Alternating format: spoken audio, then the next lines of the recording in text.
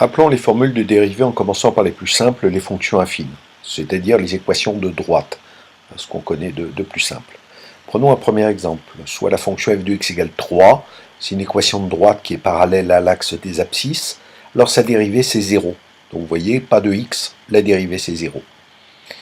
Exemple 2, on a cette fois un x, f de x égale 3x, c'est une équation de droite, elle est plus parallèle, elle passe par l'origine. Sa dérivée, il faut faire attention au x ici présent, sa dérivée c'est f' de x égale 3. Donc quand il n'y a qu'un seul x et un terme devant, un réel, on prend ce réel et ça fait sa dérivée. Si on mélange ces deux choses, on va avoir une équation de droite qu'on connaît un petit peu plus, plus classique. Donc par exemple, f de x égale moins 5x plus 6.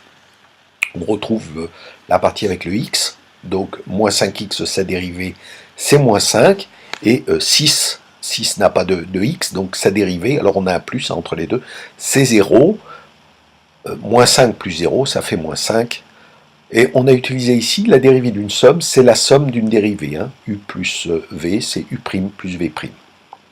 On complique un peu en utilisant un exemple un peu plus complexe, mais toujours une équation de droite, f de x égale 7x moins 4 divisé par 3. Le numérateur, on voit bien que c'est une équation de droite, il n'y a qu'un x, il n'y a pas de puissance ou de choses comme ça, et puis il y a cette fraction. Donc on a deux méthodes pour faire ça. Première méthode, on sépare la fraction, donc ça nous fait 7 tiers de x moins 4 tiers. Donc on retrouve là une équation de droite vraiment classique, 7 tiers c'est un nombre réel. Donc la dérivée de 7 tiers, il y a un x derrière, donc c'est 7 tiers. Et la dérivée de moins 4 tiers, c'est 0, il n'y a pas de x. On peut traiter ça autrement. Donc l'autre façon pour traiter ça, c'est de mettre un tiers en facteur. Donc ça nous fait 1 tiers, facteur de 7x moins 4. On sait très bien dériver 7x moins 4. Donc il restera à voir comment on fait avec le 1 tiers qui est devant.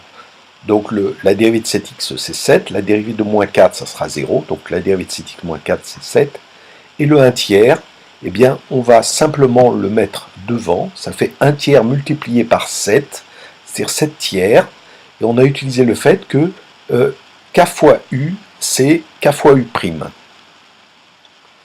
Donc il faut retenir ces quelques formules. La dérivée de ax plus b, c'est a. Et puis les deux formules u plus v, c'est u' plus v', et k fois u, c'est k fois u'.